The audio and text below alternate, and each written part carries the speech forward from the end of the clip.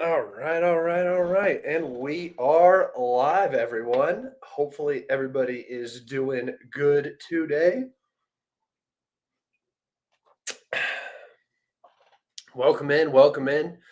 Let's wait for everybody to get in here before we start going over everything. Let's see. Hey, you guys know what I like to see. I like to see where everybody is listening from. So if you want to go ahead and throw that out, be my guest. You are more than welcome. I always like to see where people are listening from.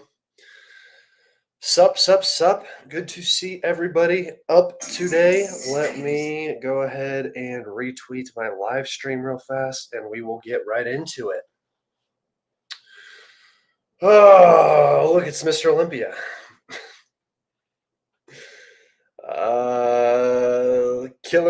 Killarney, Ireland. Nice. Dublin, Ireland. Nice. France. Got my Euro bros in here. Are you? Nice.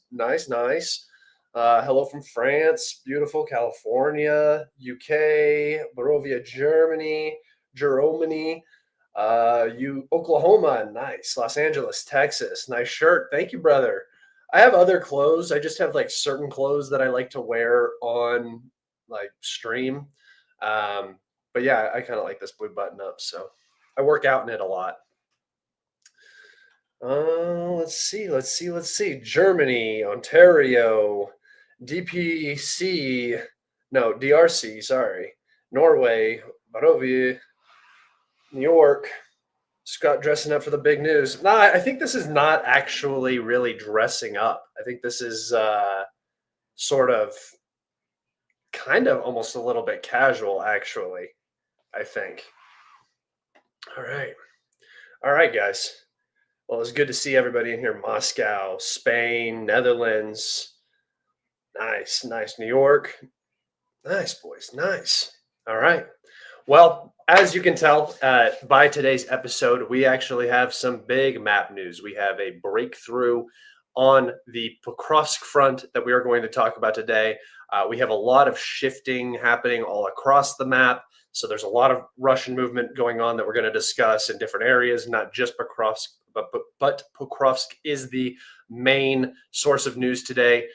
We also have a meeting between Vladimir Putin and Donald Trump, which will take place in Alaska on the 15th. So that is coming up. It's going to be an event for sure. We're going to talk about that today as well.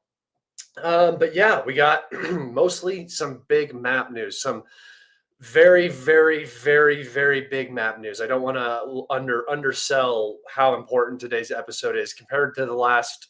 I mean, it is just as important as the last 3 episodes all combined, in my personal opinion, in terms of updates. So don't forget, guys, if you are new here, please subscribe. If you have not subscribed, do so. Turn on that notification bell so you know when I go live. You get to see all my new videos. And don't forget to like and comment. If you are old here, you should have already done this. If you haven't already, I mean, you know, it's a YouTube video, so you guys do what you're going to do. But all right, let's go ahead and get into it. Head over to Ye Olde Map. We are going to zoom out and we will start in the north. No changes to the Kupiansk area as of right now. No new updates there. Moving down slightly south. Let me do this and make myself a little bit smaller here. Moving over slightly south, the village of Zeleny High has been completely captured by Russian forces. Not a major update, just we got a geolocation from this space. So Zeleny High in the Barova direction has been captured by Russian forces.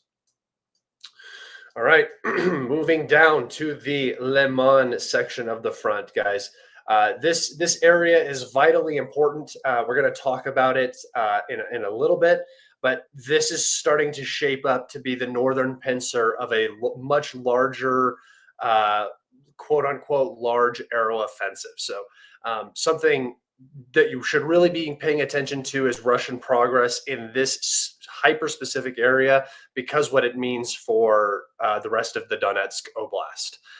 So as we zoom in here, Russian forces have advanced along this river here. I cannot remember the name of the river. It is the Nitrius River. that runs basically down into the Lyman area, into the Seversky Donetsk Canal here. This river is just a natural water boundary, so the Russians are, of course, going to follow it. And the Russians have advanced into the village of Shandryhovo. Okay, hold on. Shandryholove.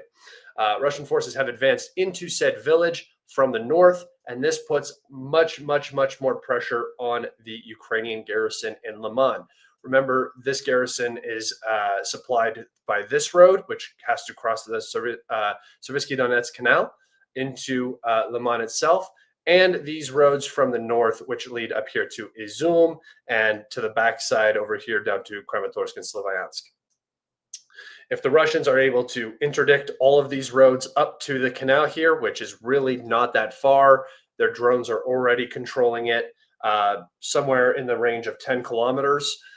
If they can advance that, they will entirely cut off the northern supply route into Lyman. It is going to make holding Lyman much more difficult. And with Lyman being more difficult to hold, the entire northern flank of Lyman becomes tighter, as well as the entirety of the Shubyansky forestry, which is actually being captured at quite a rapid pace as we speak. The forest is sort of collapsing. Very shortly, I imagine you will see this entire area north of Sherbanivka, north of the Seversky Donetsk Canal, right here, a river right here, be turned into Russian-controlled territory. So basically, I'll just do this real fast. Basically, everything from here to here to here to here to here to here to here, back over here, back out here, back up here, and then over to here. Not perfect.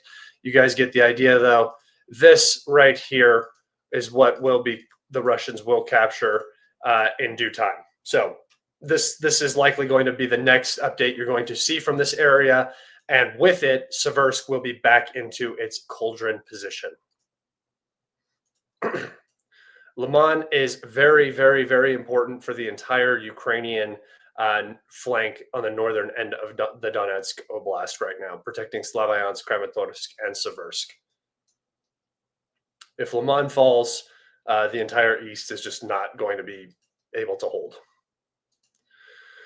All right, moving over. Russian forces have likely, I'm gonna just put this into the likely category because this area has been such a weird back and forth zone for so long, sort of like Bilohora, where I'm not going to absolutely say that the Russians have absolute control over this and it's not going to go back to the Ukrainians. The Ukrainians will honestly probably try to find their way back across into this area if they have the capabilities to do so. But this area is now, for the most part at least, under Russian control. So I've leveled it out along the river, and that is how this is looking right now. And it is a very short trip down a single road to Lyman. It is also a very short trip down to this area right here, which is how you can deprive this entire region over here of supply. So again, expect the entire forestry here to basically close and the fighting to reach Dibrova and Lyman shortly. Things are beginning to move very quickly, guys, and this is just going to increase pace. I've been saying it for months. I'm trying not to do a whole "I told you so" thing. I am a little bit because I have to. It's like in my soul that I have to get it out. But I've been talking about the collapse coming for months and months and months. And I know you can just talk about something and a clock is right twice a day, a broken clock's right twice a day or whatever. But I've been talking about how it's been accelerating. I've been showing you how it's been accelerating. I've been showing you the areas that the Ukrainians are losing that they shouldn't be losing, and how this signifies that there are systemic problems within the Ukrainian armed forces. I've talked about the manpower issues for so long. And I specifically talked about how the collapse you're going to see in Ukraine is not going to look like the one we saw, say, in Syria until it looks like it does in Syria, right? When the Ukrainians have a political agenda behind their military strategy, when their goal is to hold everything at all costs and not retreat from a location until it's absolutely necessary because of the political ramifications, you end up with a collapse that looks a lot more uh, basically the line doesn't move, the front line doesn't move, it doesn't move, it doesn't move, it doesn't move, it doesn't move, it doesn't move. That doesn't mean that the Ukrainian army isn't getting thinner and thinner and thinner and thinner behind that front line, right? They are. And that's what attrition is. That is what we talked about. The Russian glide bombs, the Russian artillery advantage, the Russian drone advantage, the Russian deep strike advantage. Everything ends up accumulating over time, and the Russians are only getting stronger. The Ukrainians are only getting weaker, so it is only going to continue to exponentially accelerate and continue towards the ending, which I've been talking about. And so, yeah, you're not going to see a collapse. Like, the Ukrainians aren't just going to, retreat from Pokrovsk and then retreat from Constantinople and set up a new defensive line or back out somewhere. They haven't done that the entire war. That has not been their MO one time. And when I started my collapse series, by the way, was when the Ukrainians were losing Ugledar and starting to lose this area up here. I called it a collapse because it was these areas where the Ukrainians had not seen any movement, and now all of a sudden the Russians are surrounding places, outflanking Ukrainians. The Ukrainians are openly complaining about how they would have been able to hold areas if they just had X amount of men, or if there was a brigade that could have been pulled. And then Kursk happened, and Kursk accelerated that entire thing. And now we're back, and we're starting to really, really visually see the signs of collapse, which we're going to talk about as we move further south. But this right here, just even this happening in this area, is so extremely detrimental to the Ukrainian position across the entire front line. And these aren't even major advances, guys. These are just advances that are in a direction which put a lot of pressure on the Ukrainian garrison in this area. Again, like I said, once the Russians are able to cross into Zakhini, I don't know if that's how you say it, Zachini, they will be able to gain access to the road, obviously, that goes directly into Lyman. They will also gain access to the road that goes south into Yampil, which serves this entire area. So this collapse is going to happen very fast. Now, moving down into the Seversk area, we don't have any updates here right now, but as you can see, when the northern flank of this river is compromised, right, this forest is compromised, the Ukrainians will not be able to hold positions here. The entire flank of Seversk is going to be compromised. The Russians are going to move along the river back over here to Plantanivka. Once they get back over here, then Seversk is just going to fall, right? Because they're going to cut the road. That's the exact same thing you're going to see. And it's just a cascade effect. And this is why I talked about things like the Ukrainians backing out over the Oskil River. I'm now in a group chat with a mix of pro-Russian, pro-Ukrainian, and some neutral sources. And even the pro-Ukrainians are talking about how the Ukrainians should pull out of the Oskil. And I'm sitting there saying, I've been saying this for over a year. I've been saying, back out, get this garrison out of here. It's not suiting you strategically. It's not even suiting you tactically, really. Back out, get on this side of the Oskil River, hold the river line. Don't let this happen. Don't let this happen, because this is so much more catastrophic than losing this, right? The Russians now have a stable bridgehead across the Oskil River. They have your garrison now surrounded, Kupiansk now surrounded. Once this falls, by the way, now that you haven't secured it, this is a ginormous problem. You're going to have to deal with this entire area, right? There's a reason why Zelensky just went and visited Kharkiv. There's a very obvious reason, and it's because war is about to come back to the city again. This entire area right here is going to fall because the Ukrainians do not have the manpower, and the Russians will be back in the Kharkiv Oblast very, very shortly, and in a very big way. So that I talked about it here. Now you're going to see a cascade effect. Borova is going to fall, then Lyman, then Seversk. All of this is going to fall. The Russians will be on the Oskil River entirely. They'll be very close to Izum. They're going to be very close to cutting the northern supply line into Sloviansk and Kramatorsk. And down here, as we're going to talk about, they've already cut the Drobopila Kramatorsk highway. So the entire eastern flank right now for the Ukrainians is being supplied by these two roads And there's a ton of pressure heading for your northern supply route, right? There's drones operating over this entire area. Glide bombs are hitting this entire area. So this entire front right here, from the Serviansky Forestry all the way down to this edge of Konstantinivka and this northern edge of Pokrovsk, I would say, is all being supplied by basically this road right here, but more so this road that runs north through Izum. That's how close the east is to falling. And I don't think a lot of people quite understand how detrimental this patch of real estate falling is to the Ukrainian war effort and what it means for them going forward. But this would be catastrophic. I mean, there's just no other way to explain it. The Ukrainians don't have anything behind this. This is it. Don't forget, guys, if you have questions, you can always ask questions. I've just been ranting for 15 minutes, so I'm not looking over at the chat right now. If you're asking questions, sorry, I'm not going to see those right now. Don't forget to like, comment, and subscribe if you guys haven't done that so far. All right. It's not significant, Scott. No, it isn't. It never is. All right, moving down to the Chasiv Yar front. Russian forces have just made a slight advance off the canal towards the village of Maasky. This is, again, outside of Chasiv Yar. The battle for Chasiv Yar has concluded, and now the expansion out from the city has begun. Moving down to the Konstantinivka front.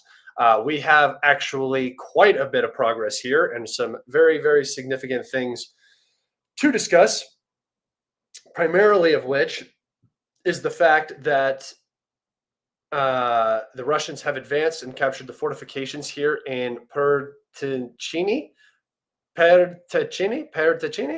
right here, which is very, very significant, by the way. Let me go ahead and bring up a topographical map so you guys can see exactly what we are looking at here. Okay.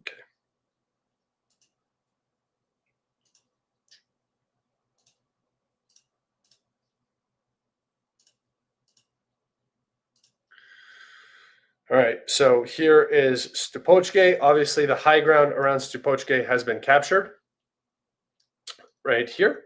But now the fortifications that are on this hill have now been captured, as well as the village itself. And now that the structure has been captured, the entirety of this sort of ledge right here from Stupochke down to Bilohora is going to come under Russian control. The Russians should be able to cross the canal now and start to put significant pressure on all of this. And as we zoom out, remember, I talked about how Konstantinivka is quite an unfortunate place to fight because of the high ground. So expect the Russians to push down the railway towards Stinky and then towards the village of Isivka, again, right here, because they follow the high ground. They're always going to follow the high ground. And the railroad follows the high ground, and the Russians also like to follow the railroads. So just expect the Russians to continue pushing along this flank surrounding Konstantinivka. They are going to soon have an entire encirclement of Konstantinivka. Remember that this hill right here has a significant fortification on it that the Russians are very close to. If that falls as well, Konstantinivka is going to be in a much worse situation. So Konstantinivka, I think that Konstantinivka is going to be, Pokrovsk is going to be the first city that falls, and everybody's going to say, wow, that was really fast, and the expansion out of it was really fast. I think Konstantinivka is going to be the town where people capture it, or where the Russians capture it, and people go, oh, the Ukrainians almost didn't even fight for that. That was very weird. Something's really, really wrong. Not just they lost the city, but they lost it in a fashion that it was unrecognizable for this conflict. I think that is actually what is going to start happening with some of these really pocketed and non-beneficial cities. And then going back over to the topographical map here, you can just see that Konstantinivka is in this pit, right? It's in a valley here. So if the Russians are able to gain the high ground on both sides, The Ukrainians are just going to bleed and bleed, and they just don't have the means to bleed like that. So the bottom of the pocket is going to get very weak.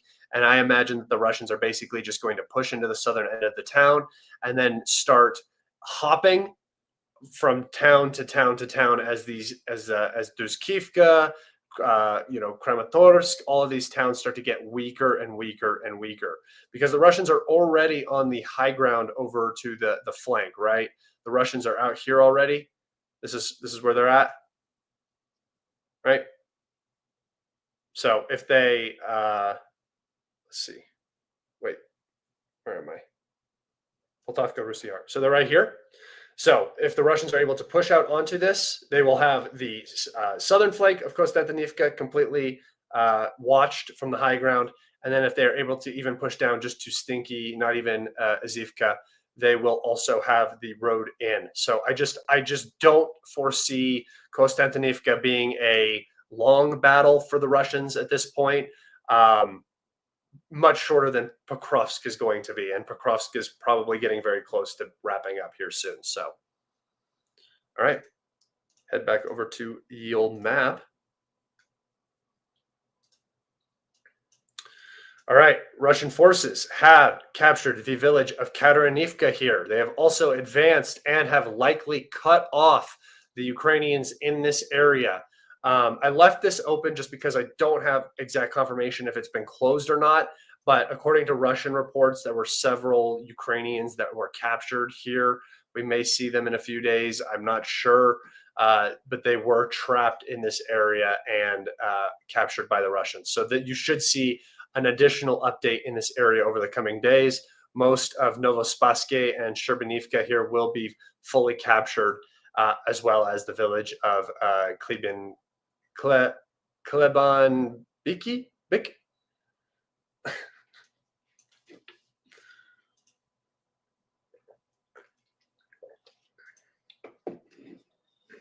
Hi from Saudi Arabia. Nice. Scott would look like Mark Zuckerberg if he had hair. It's like the meanest thing you could say to a person. All right. Moving over to the Pokrovsk front, guys, and this is where we have our breakthrough. All right. This is what I talked about for some time, quite a long time, actually. And you can see it on my map. I didn't actually add in all of the fortification lines that are back up here. And I didn't do that for a very specific reason. I didn't think that they were strong. I didn't think that they were going to hold. I didn't think they were going to make any difference. They're totally disconnected from the original defense structure in this region. So I just didn't add them. And I'm really glad I didn't waste my time mapping them out. Other people have mapped them out. I'm going to show you another map where you can see the defense fortifications. But those defense fortifications have just been penetrated in one fell swoop. And the entire northern flank of Pokrovsk, I don't even know if you can call it the northern flank of Pokrovsk, it's the northern flank of Dobropila now, has been entirely compromised. So zooming in here, we can see that Russian forces, I had this area marked in gray zone, turned out to be correct. Russian forces have advanced and captured the villages of Nikranivka, Novoshehove, Kurcherev Yar, and Zoloty Kodalyas. Sorry about the butchering of the names, guys. Those are just ridiculous names for towns. Yeah. What? Like, why do you have a T, a Y, and an I at the end? Doesn't make sense. But doesn't matter. Russian forces have advanced quite far, quite significant advance here up to the village of Novodane, which ends up cutting the road from Dobropila to Kramatorsk. Guys, this highway has been under Russian drone fire for quite some time. The Ukrainians have been taking a lot of losses transporting men and material from Kramatorsk down to Dobropila. It's likely now that they've been using this back way for a longer period of time, which takes more time to run supplies and rotate men and everything. But now we know for sure, as the highway has been physically cut by the Russians. Guys, this is one of the single largest updates I think I've done of the entire war since I started mapping. you are looking at 60 square kilometers of Russian advance in this area. It's very significant. We also have reports now from Ukrainian sources that Russian DRGs are operating in Dobopila, which is something to pay attention to, because the last time we had reports of Russian DRGs operating somewhere, it was up by Novodane and Petrivka and all of these other little towns up here. So the Russians have broken through here. It does appear that the entire area is becoming a gray zone now. There is no clear Ukrainian structure for a line or defenses. It's very sporadic and empty in this area, and this is something that's only going to get worse as you continue to move north. I mean, look, you zoom out, and all of you can see that there's big towns here, right? There's big town, big town, big town, big town, big town, big town. You get out here, and these big towns that you're seeing out here are nothing. These are nothing. These are smaller than Seversk. These are tiny little towns. They're not doing anything. It's hard to keep this connected, and there's very limited road access as well. If you're looking at this from specifically a logistics point of view, the Russians are now 13 miles away from the last remaining or the most significant supply line from Pavlohrad and from Dnipro into Sloviansk. And by the way, you say, oh, well, that's 13 miles. That's so far. The Russians are never going to do that. Well, just today they did 10. So, it's not that far. It's not that significant. It's coming, guys. I don't know how else to say it. The Russians are going to make a major push here with the talks coming up as well. I think there is political motivation to get some big things done, get the ball moving. I'm going to talk about those negotiations here in a little bit, but this is nightmare fuel right now. Like, from a tactical level, this is the absolute worst thing that can happen. And if you're looking at it from a Pokrovsk perspective, the Ukrainians are now in a 22 kilometer or mile encirclement, if you will. There's no roads in, right? To this pocket, at least. There's literally nobody getting in or out here without getting hit by an FPV drone, right? Or getting shot at. So yeah, no, there's no transport in and out. You're sitting in a 22 mile deep pocket, which would be 35 kilometers. That's crazy. This is just the worst I've seen of this war, and it is only going to get worse and worse and worse here soon. I would expect that these areas are going to fall next. I think that Miharad is going to fall, and then the Russians will get into the upper side of Pokrovsk here, and then the front will sort of level out from, this area up here all the way down to Udachny. It's just going to turn into sort of a shelf. Let me just make a quick prediction here, and then I'll keep it like this. It's going to be, let's do it actually out here. It's going to be something like this.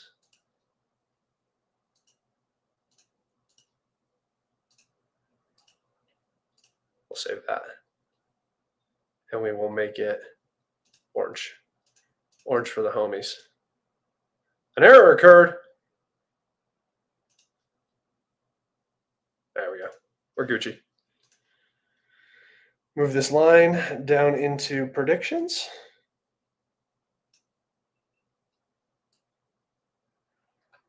And then we'll get a move on with the live stream. Sorry, guys. I shouldn't do this while I'm live, but it's all good. Come on. There you go. So, like I said, remember this prediction I made, almost completed now. This area is going to fall very quickly, and then just this area is the last little pocket that needs to be captured, and then that prediction will be done. And remember, I started that prediction back before the Russians were even into Mykolivka or Romanivka or any of these places down here. So this was a good prediction. I'm glad I predicted that this front was going to move. And then down here, you can see that this prediction is also going well, in accordance with what we thought would happen. But yeah, I do expect it to be something like this, although I could see the Russians continuing to press up this way. So this could even get more significant than it is. All right, we'll hide that for now. All right, moving south, Russian forces captured the industrial facility along with the high ground here. They are now looking down into Donetsk. Donetsk is in the gray zone. Guys, I would say that most of this is probably just gray zone at this point and not really significantly held together.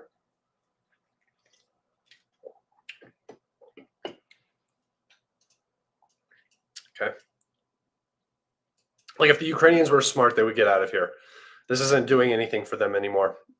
This is all political. They're just trying to hold on to this before, probably before Alaska, honestly. All right, the final update for today, just a small one here north of Nova Ukrinka. Russian forces have advanced through the Dnipropetrovsk Oblast. I do need to change this to orange. This needs to be orange, but I was just waiting for it to actually be connected. So now this is connected. Now our entire Dnipropetrovsk Oblast section right here is going to be connected and get a lot larger. So that is the final update for today, everybody. Thank you for listening to my, 30-minute spiel? Yeah, 31-minute spiel on what's going on in Ukraine. But yeah, this is a fucking nightmare.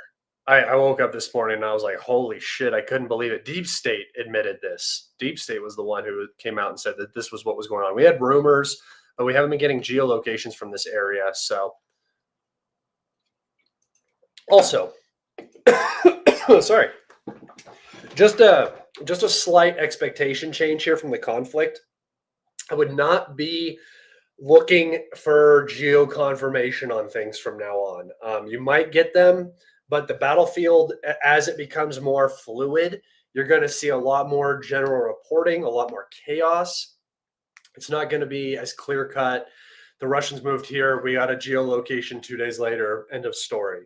It's probably going to be more like the Russians might be here, they might be here, they might be here, they might be here, and they might be here. We don't know what's going on in the middle because it's all very confusing and the lines aren't actually holding the way they should. So just get ready for everything to Scott, can you speak in 2 times speed? I need to go to sleep. Just get ready for everything to become a little bit more guesswork. Expect mappers to make more mistakes and stuff as this comes out, because you're just getting a lot of different information. It's very chaotic and it's not as concrete as it used to be, for sure. At least that's what I'm beginning to notice. All right, let's talk about Alaska. So Trump sends Witkoff to Moscow. In Moscow, Witkoff has a conversation with Putin, and basically the U.S. negotiating team comes back to the United States and makes kind of a very big deal about how good it went. It went spectacular. Everything went great, blah, blah, blah, blah, blah, this, that, or the other. And then we start to get reports from like the Wall Street Journal and some of these other outlets talking about what the conversation was like and what the deals were to be offered. And the initial deal I think I heard was something along the lines of the Russians want the Ukrainians to leave the east of the country, and then this is just the way that Trump made it sound, that the Russians were going to be giving some territory back. I instantly rolled my eyes, unless they're talking about like Sumy or Kharkov regions, something like that. I was the entire giving Zaporozhye and Kherson back to the Ukrainians is ridiculous. That doesn't make any sense to me. That doesn't make any sense to the Russians. That sacrifices the land bridge you have to Crimea, which was like a huge victory in the war. It also means you're giving up your own annexed regions. So I didn't really buy that. That kind of died off. People didn't buy it, I don't think, 100%. And then we started getting reports that Witkoff had been lied to or didn't understand what Putin said, which I have a very hard time believing. I think this is all theater, so I don't listen to any of it really. But they said that he didn't quite understand what Putin was saying, and it wasn't It was that the Ukrainians needed to leave the territories that the Russians controlled, not that there was going to be an exchange of territories. It's a whole mess. It's probably not the right idea by either side. That's what I sort of talked about with these talks, is that the positions are just so distant that you're never going to be able to find the common ground needed to actually negotiate a peace, right? And the Ukrainian and European response to this was basically vitriol. Zelensky came out and said that Ukrainians are never going to exchange land. They're never going to leave their land willingly or whatever. So instantly throwing the entire premise of this meeting in Alaska down the drain. And then on top of that, Europe came out in protest of this and said that they're not going to go along with it, this, that, or the other. And so really what I think this is, and this is what I've said the entire time, and I'm going to stick with my guns and my gut, stick to my guns and stick with my gut, and say that this is just theater again. Trump is just doing this for a couple of reasons. One of the big ones is that there's a huge thing going on domestically with him, with, like a whole, like, having sex with kids. And it's like a whole thing where everybody's involved, and it has a lot to do with Israeli intelligence and all of this stuff. That's all going on. So, that's part of it. He's going to talk big and bolster about every other thing he can to keep everybody from remembering that he had sex with children.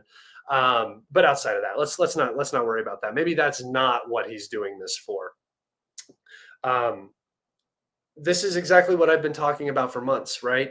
The U.S. needs a split from Ukraine. They need I have like a hair on my, bothering me. There we go. The U.S. needs its split from Ukraine, right? We need to get away from this. Not necessarily that we need to stop spending money on it, but publicly, we cannot be related with the failure that's about to be Ukraine, right? We have to try our best to make it seem like we're trying to get something done. But then when Europe and Ukraine say they don't want to do it, well, then I guess they're just on their own with all of those U.S. weapons we're still selling Europe to give to Ukraine. That's what this is to me. I think it's exactly how it's going to go down. And yeah, I think that this is a really, really weird choice by the Trump administration. Inviting Putin to Alaska is a very, very weird thing. It's a weird area to have it in, but it kind of removes Europe and Ukraine from the equation entirely. So I think that's sort of the idea. And yeah, I think that the outcome will be the U.S. going like this publicly and just distancing themselves from the gutting that Ukraine is about to receive. So that's my whole opinion on the negotiations. I could be wrong. We could see the war end tomorrow. And the way that the Ukrainians are looking right now, I would not be even remotely surprised if they were able to 2014, 2015 wiggle their way out of another goddamn encirclement and save their own asses. But yeah.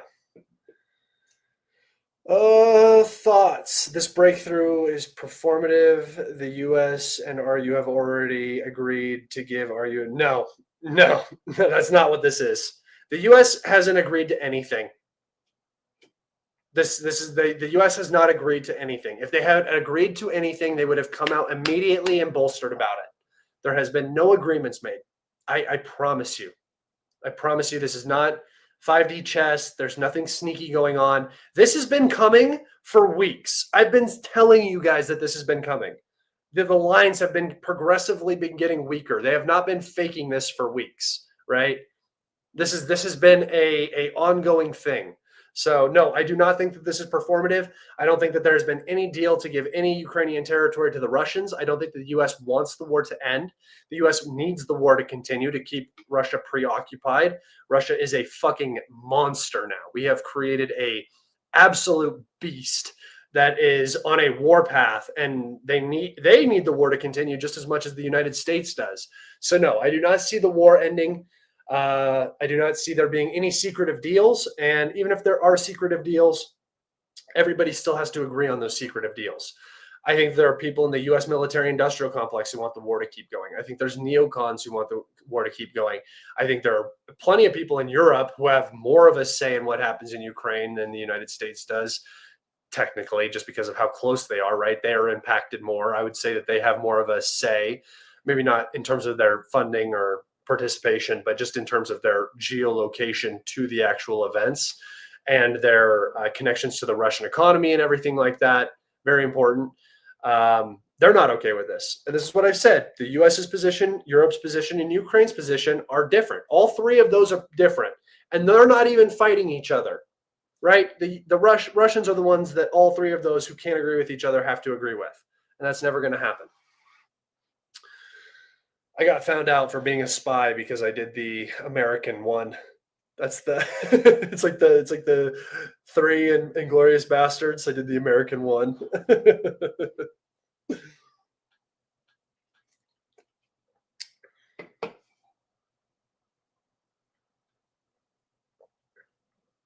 We know Scott's not because he wasn't on the island.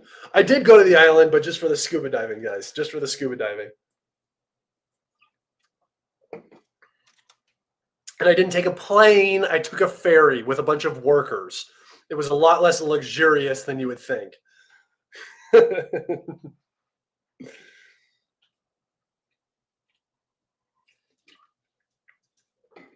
As long as you can squat with your heels down, it's all good. How does your thumb look? Does it look bad? I can also do like this. I don't know if you guys can do that. Like I can like pop it out. It's pretty fun. Pretty fun party trick.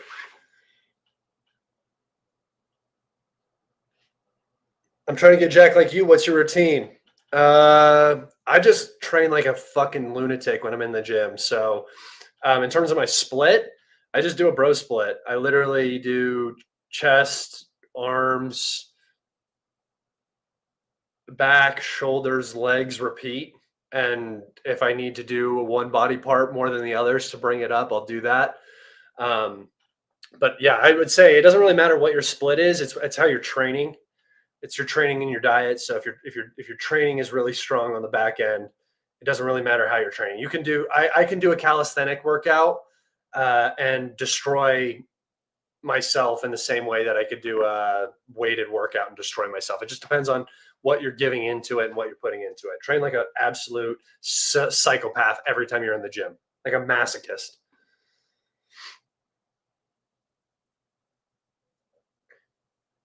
That's a sweet hitchhiking thumb.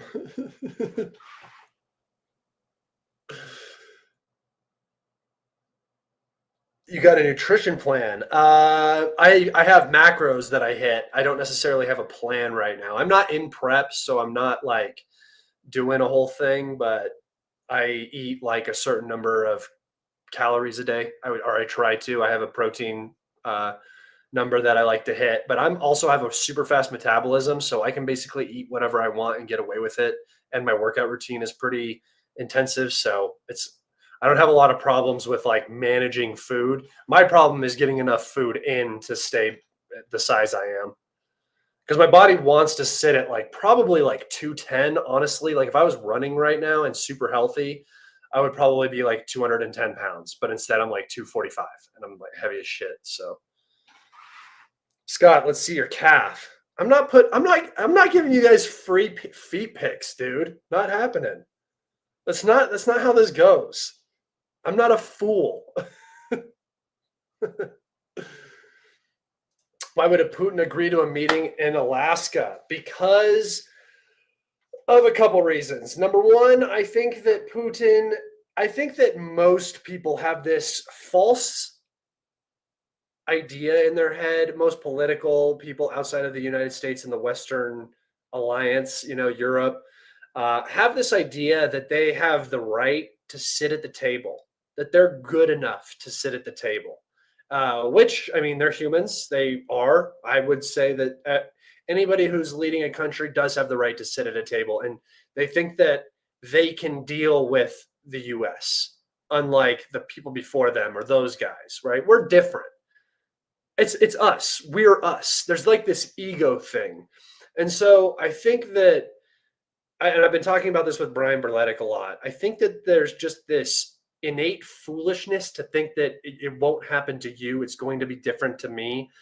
And that the US can be dealt with because we've dealt with them in the past, right? We've like dealing, like making deals and doing stuff. And I just don't think that these countries have woken up to the idea that the US is struggling to maintain its hegemony right now, and it is in war. It is in a fight or flight state where these other countries aren't, because they're not experiencing a rapid um, decline in their society and their cost of living and their overall position in the world, right? Like China's going up. China's not in a fight or flight place. They're just working, right? They're just moving in that direction. Russia is sort of in a fight or flight place, and that's why you see them being the most confrontational with the US when it comes to relations and diplomacy and stuff like that. But I do think that there's sort of this in inherent human cockiness to say that, well, it's me, so it's not going to happen to me. I'm able to deal with these people. These people will respect me because I am me, and not think, oh, they think that they're superior to me and they'll never deal with me in the way that they deal with each other, right? And people just don't, I just don't think that they think that way, especially people that get to a certain position of power. They don't think that way. But if you were smart, you would be thinking that way right now. Scott's hamstrings now. Don't turn this show into OnlyFans. No, I have an OnlyFans for that. Why would I need to turn this show into that? You guys know that I'm hyper successful in multiple different fields. This is just one of the many online personas that I have. I actually run like one of those QVC TikTok pages where I just sell stuff for like 8 hours a day. It's just mindless. And I'm the best in the world at it. I'm also a very, very good, I have a very large cat account on Instagram, TikTok, and Twitter as well. So if you guys see a picture of a cat, probably came from me. I just think it'd be super funny if you had one person who was just like able to be successful. I'm not saying I'm successful in this area, but in streaming or something, you just have one person and they sort of understand the formula, and they just have a bunch of anonymous personas where they do all of these different things all the time. Thought that'd be funny. Bro, get your neck workout. No, dude, the neck is not meant to be worked out in that way. I hit traps. Scott, do you think the Russians can secure their new breakthrough? And can you show the topographical map? Can I show the topographical map of this fucking guy? Yeah, I can show the topographical map. Okay, so here's Dobopila. The Russians are advancing up towards, they're like right in this area right here. So they've captured all of this high ground right here. They're up along this river valley right here and coming across into this area down here. So they do have control over a pretty significant amount of high ground. And remember, guys, I just said follow the railroads. The Russians will just continue following the railroads wherever they lead, because the railroads run along the high ground, right? So, like I said, expect the Russians to be in Dobropila, obviously pushing for the tactical hill here, as well as this hill over here. These are two very important areas. Once these fall, like honestly, there should be a massive retreat from Pokrovsk and Minharad. I cannot imagine that after those fall, they'll be able to hold this at all. Oops.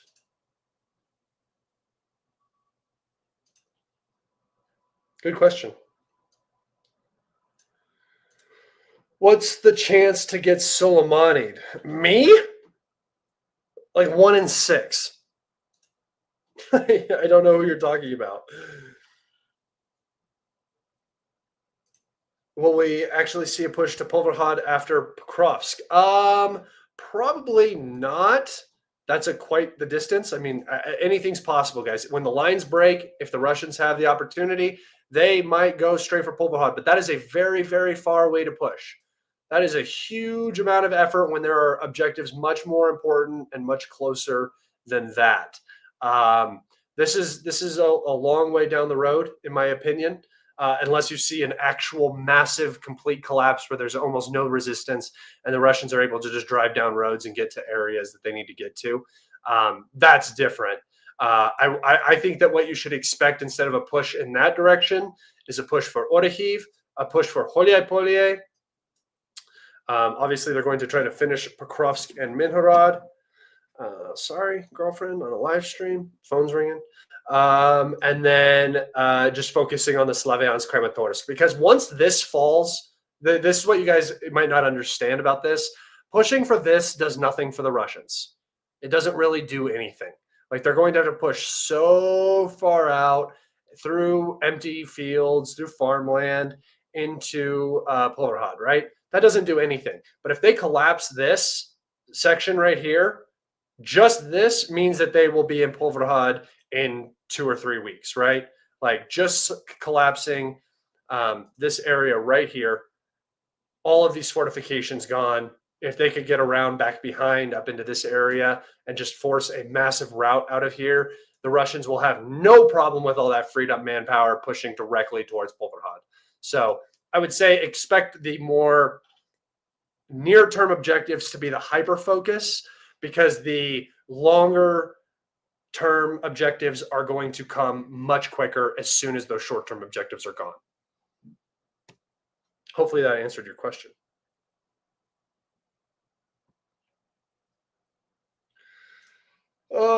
You would like to hear my views on the Armenia, Azerbaijan, Iran, and the corridor. I think that it is just another pressure point. I think that this is something that I've talked about multiple times.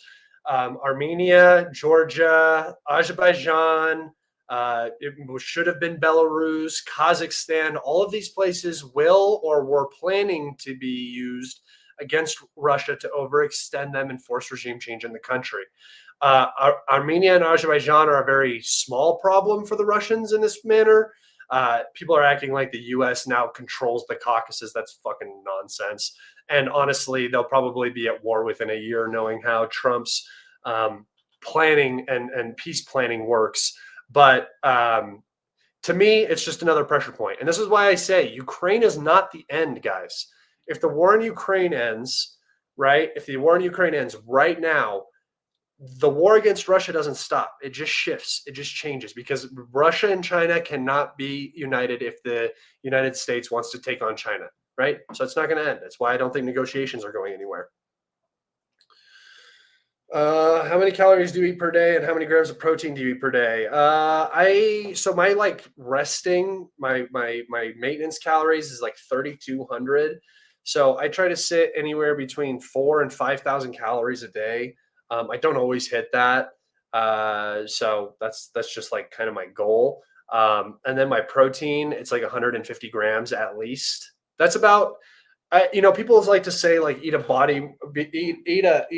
gram of protein per body weight. But honestly, I think that's a little much, and you just start to piss out a lot of that protein. So I think anywhere between 100 and 200 grams is the proper amount.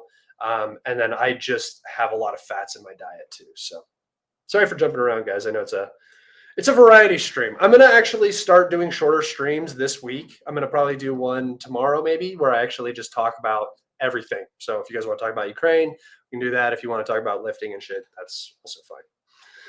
Will they actually agree on anything significant in Alaska, and has it as a breakthrough become effective in making an agreement more likely or unlikely? No, they have not agreed on anything yet that I've seen. I haven't even heard rumors, really like substantiated rumors of what they're going to talk about. So we'll see, guys. It's just a time will tell thing, but don't be surprised if the Ukrainians get bailed out. Oh, thank you for your donation. You can always ask a question, guys. Remember, if you're going to do super chats or super stickers or super thanks, you could always do a question with it, and I will answer it. But I appreciate your support. Scott's Chief Rabbi of Israel. Soon, brother, soon.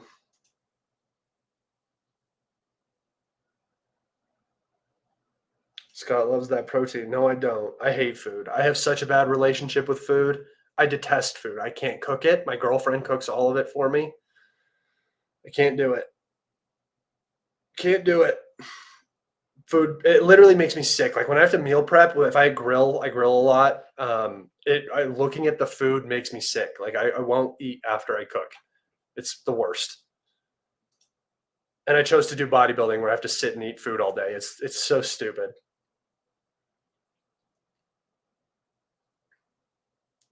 I see Scott on Israeli channels. I've never seen Scott and Bonnie Blue in the same place at the same time. Yeah, it is suspicious.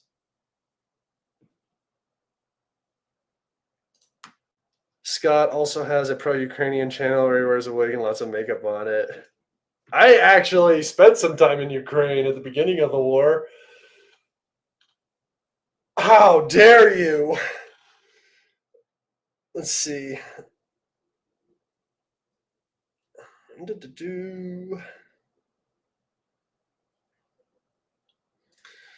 Do you expect the Russians to capture Kharkov or Odessa before the war ends? You know, brother, I do not know.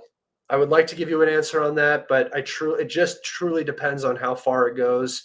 If I had to give you an answer, I would say yes on Kharkov, but I don't know about Odessa. I don't know if they're going to try to cross the river. I know Odessa is a big deal, but that's a big ask to me. That was a big ask to me when they first started, when they were in Nikolaev and everything. That is a lot of territory to capture. That's a lot of people to control. I just don't know. Like I said, it could end with the 4 if there's a peace settlement. If there's a change of government in Ukraine, the war could end right now, right? If there's some Russian puppet that gets put in, the war could end right now for all we know. So it really just depends on what happens coming up here soon. But it's definitely a possibility, yeah.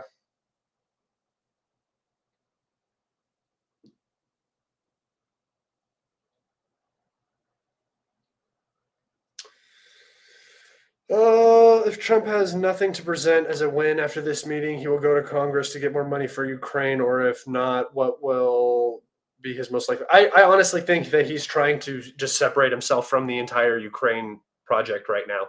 So don't expect him to, don't expect him to.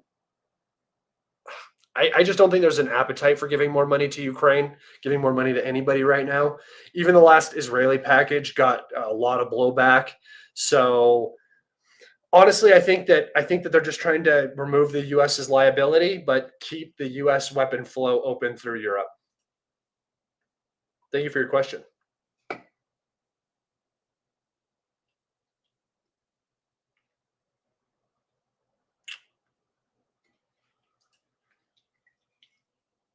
After the Venezuela invasion, does Trump even find mercenaries dumb enough to fight for him? Ooh, Venezuela. That was some mean Bush.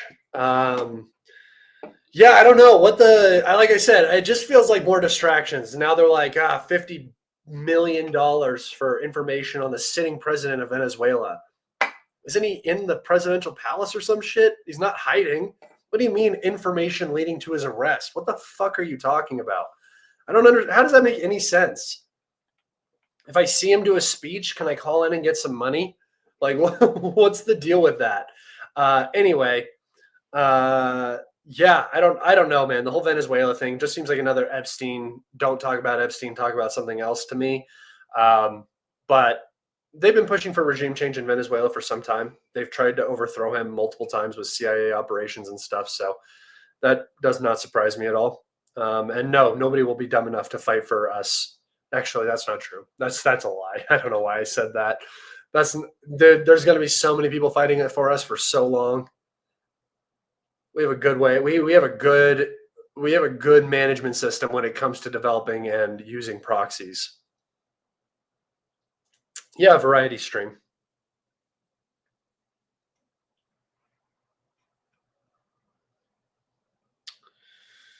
Do you think that summit could end up like the one with Zelensky, Trump firing Putin and starting to insult him? Could. Very well could. It'd be a good way to show a split. Scott, recently Trump signed to start hunting for cartels in Mexico, which are gaining experience in modern wars and drones. Is it a massive pressure point to the U.S.? No, I think that it's going to be hard for those cartels to operate if the U.S. actually comes heavy for it. But it is just another, just invade Mexico. Let's just invade Mexico and take it. Like, who gives a fuck? Like, honestly, who gives a shit? And Canada. Like, who gives a fuck?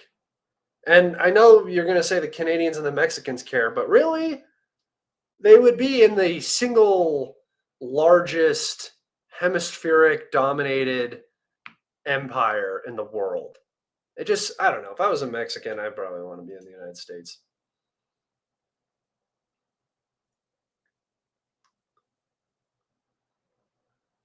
Scott is bald, but he's not Jewish for the last time.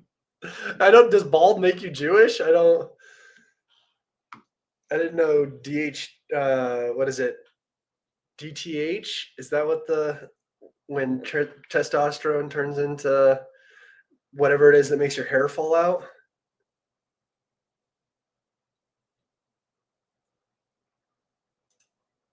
Conspiracy theory. Ukraine battle maps is calibrated all. He keeps forgetting which accounts when Pat posting. That's what I'm saying. I'm so good at everything. Actually, he's really bad at what he does. So I'm gonna hold my tongue there. Do you have a rail map overlay of logistics of the breakthrough area? I don't, but what I do actually have is another map that I will show you of the fortifications in the region, because that is more pertinent than the rail lines. You can see the rail lines. The rail lines are not hidden. I'm sorry that I don't have a thing over it, but you can see the rail lines are very pronounced. They're always along tree lines too, like these super dark tree lines. So if you zoom out, you can always just find where the railroads are, right? You zoom in, and then it's like bink, rail line, or that might be a road. Hold on, there's a rail line in this area, I know. Runs out of Pokrovsk. There's a rail line. But no, I do not have a map overlay of all the rail lines here. So you can find them though. They're not particularly hidden, and you can just look at them. But what I do want to show you guys is this.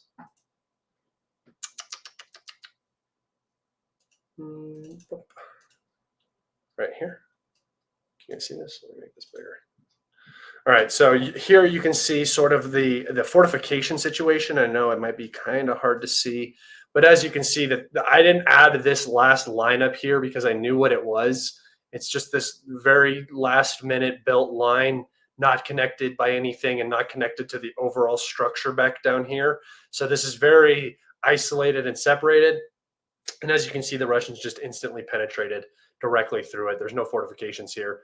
And now the Russians are looking at vast emptiness. Vast emptiness with no cities, no nothing to just push through and cause all sorts of trouble. When Russian motorcycle DRGs get out into this area, you're going to see a complete chaotic mess in Kramatorsk, Konstantinivka, Drogopila, and Pokrovsk.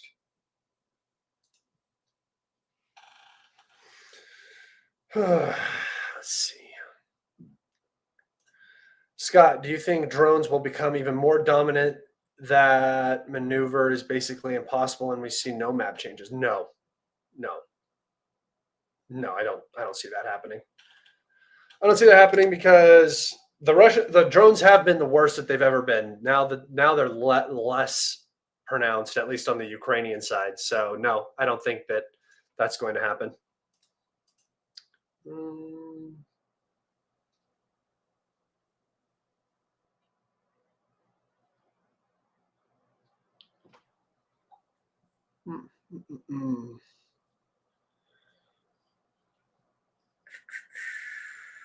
What's your body weight when cutting versus bulking? The show I did when I was my heaviest, the show I did in Dallas, the Europa, I won my category in that class. I weighed 229 on stage, so that was shredded.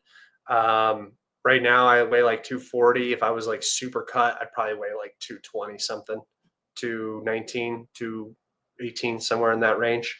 So, and that's like 4% body fat, right? 5% body fat. So, something like that. When I'm bulking, right now I'm 245, but my heaviest I've ever been was 265. That was really heavy though. I was so heavy. It sucked. Breathing was hard. I wasn't like fat either. It's just like you have that much weight on you and it just gets difficult to do stuff. Have you ever eaten any animal brain? Yeah. Yeah, I know I've tried like a little bit of different stuff because my dad goes to a lot of different places. I'm trying to think if I've ever tried brain though. Like I've done Rocky Mountain oysters. I've done eyeballs of different things, but I don't know if I've ever done brain. That's a good question. I wouldn't be surprised if I had, but if I hadn't, I also wouldn't be surprised.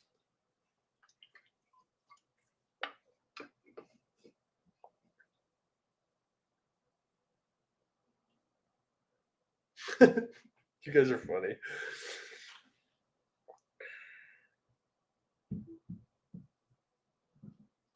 Do you agree that Africa is going to light up after this? Africa loves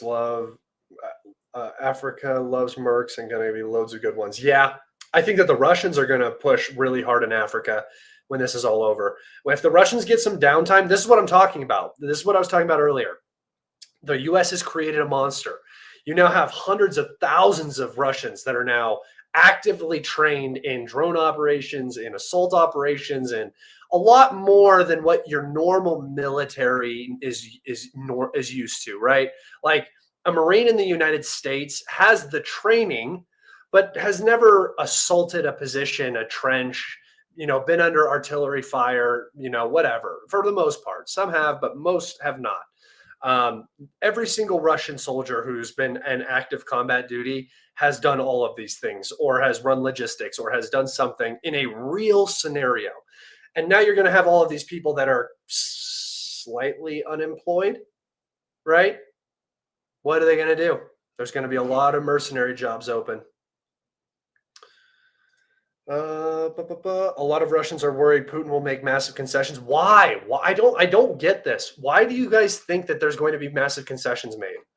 The Ukrainians in the West are the ones asking for the negotiations. The Russians are in a position of strength. There's just no reason to think that. Some are even speculating that Kherson and Zaporozhye Oblast maybe return back. And this is what I talked about in the Wall Street Journal episode. That would be a defeat for Russia. I don't think Putin would survive that. I think that is a horrific idea. I don't see that happening. I don't see these negotiations going anywhere. But to come out before they even happen and say that the Russians are going to give back thousands of square kilometers of territory for nothing makes no sense. Just so the Ukrainians leave the Donbass. I'm so sorry, guys. Have we not checked the fucking weather lately? What do we mean if the Ukrainians can back out of that Donbass? Look what's happening. Look at this. They're about to back out anyway. This is why I said so long ago in Istanbul, take the 4 oblast deal. That is the best that's a smoking deal for the Ukrainians. It looks bad immediately on paper, but when you realize what the fuck is going on and what the fuck is about to happen, that deal is cookies. That deal is easy money for the Ukrainians. Now they're going to have to deal with fighting this off and dealing with whatever the Russians want to do, and it's going to be a mess. So, but again, I will reiterate this 1,000 times. Monkey will take banana. So I would not get your hopes up, guys. Keep your hopes at the very lowest level just in case. Always keep it rock bottom. How about bull testicles? Yeah, that's Rocky Mountain oysters. I've tried those before.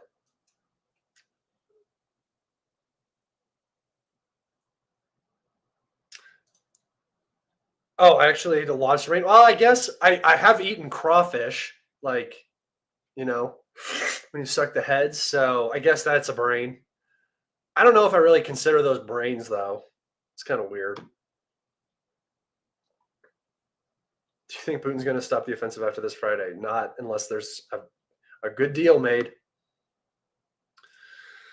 Calibrated Professor Zhang from YouTube channel Predictive History predicts the U.S. will be dragged into a ground war with Iran, and Russia will eventually go to war with NATO over Odessa. Thoughts? I think that that's a lot of fighting that the U.S. is not capable of doing. So I don't know. I don't know why he thinks that when the clear and prominent enemy of the United States is China. If he said something about the Philippines, then sure, maybe. But going to war with Iran is one thing.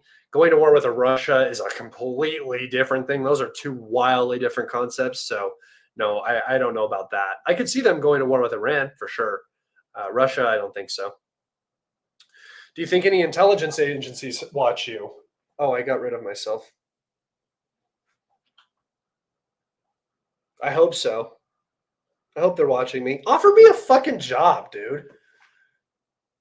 If you are working for an intelligence agency right now, offer me a job, bro. I'm obviously a great talker, high levels of masking and mirroring, obviously. Like, come on, dude. Get me out there slanging. I'll run a contra for you. Come on.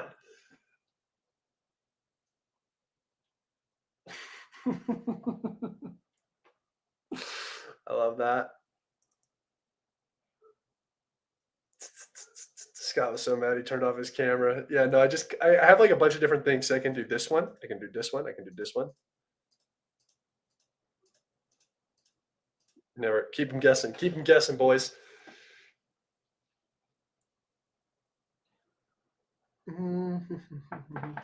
Let's see.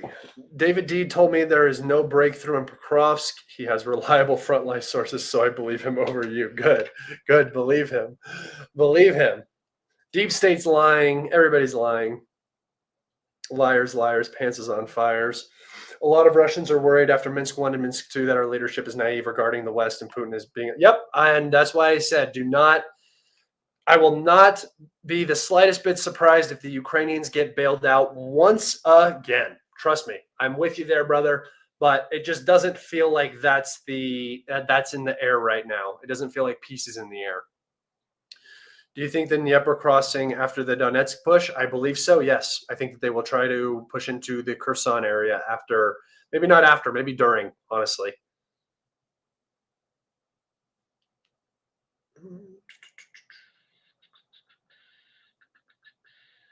All right, guys. That's where I'm going to wrap it up. It has been an hour and 12 minutes. Thank you so much for enjoying me on this lovely Monday.